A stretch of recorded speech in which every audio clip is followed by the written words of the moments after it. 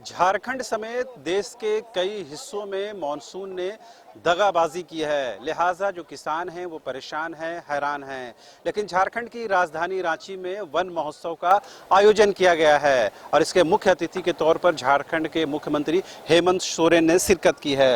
अब से थोड़ी देर पहले मुख्यमंत्री हेमंत सोरेन के हाथों ही इस आम के पौधे का वृक्षारोपण किया गया है। अब ये देखने वाली बात ये होगी कि ये कब फल देता है और कब झारखंड की जनता को वो आम नसीब होता है जिसके नाम पर हेमंत सोरेन का नाम दर्ज होगा। न सिर्फ हेमंत सोरेन बल्कि तमाम जो 81 विधायक हैं उन तमाम विधायकों के जनप्रतिनिधियों के नाम पर आज वृक्षारोपण की गई है। और ज़्यादातर जो पेड़ और पौधे हमें जो नज़र आ रहे हैं वो आम के हैं, हालांकि दूसरे प्रकार के भी पौधे यहाँ पर लगाए गए हैं।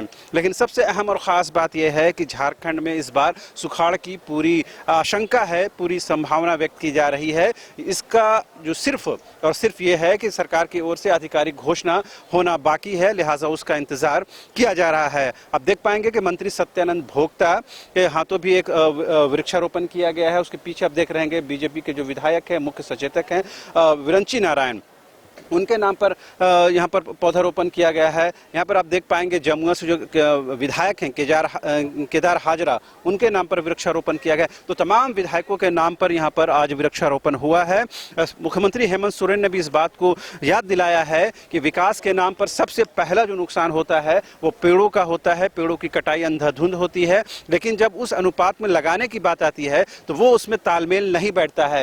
यानी खुद सरकार के मुखिया इस बात को मानते हैं कि इस पेड़ों को लगाने में, पौधों को लगाने में, वृक्षारोपण में जो अनुपातिक ढंग से जो काम होना चाहिए था उसमें कमी रही है, लिहाजा उसको सुधार करने की जरूरत है। उन्होंने कहा कि विकास कार्य जरूरी हैं, लेकिन वनों का संरक्षण, जल जंगल जमीन की हिफाजत, उसकी सुरक्षा भी बेहद जरूरी है। उन्होंने कहा कि इसी जल जंगल जमीन से ही झारखंड की पहचान और उसकी शिनाख्त और उसका अस्तित्व जुड़ा हुआ है। सामने में तस्वीर आप देख पाएंगे कि मुख्यमंत्री हेमंत सोरेन मुस्कुराते हुए हैं, उनके बगल में जो विधानसभा के स्पीकर हैं उनकी तस्वीर लगी हुई है। वन महोत्सव 73वां वन महोत्सव को लेकर यह आयोजन किया गया है। लेकिन थोड़ी देर पहले मुख्यमंत्री हेमंत सोरेन ने जो बातें कही हैं उस पर खास तौर पर ध्यान देने की ज़रूरत है। उन्होंने कहा है कि विकास के नाम पर सबसे ज़्यादा नुकसान होता है तो वो पर्यावरण का होता है, लिहाजा पर्यावरण संरक्षण पर भी हमें अनुपातिक ढंग से ध्यान देने की ज़रूरत है। साथ ही उन्होंने जो वन विभाग के क्रियाशैली क्रियाकलापों पर भी सवाल उठाए। उन्होंने कहा कि अगर जंगलों की कटाई होती है तो लोग इसकी शिकायत कहाँ दर्ज कराएं, कहाँ इस बात की गुहार लगाएं। इसके लिए कोई टोल फ्री नंबर होना चाहिए, कोई व्यवस्था होनी चाहिए ताकि लोग अपनी आवाज़ को वहां तक पहुंचा सके।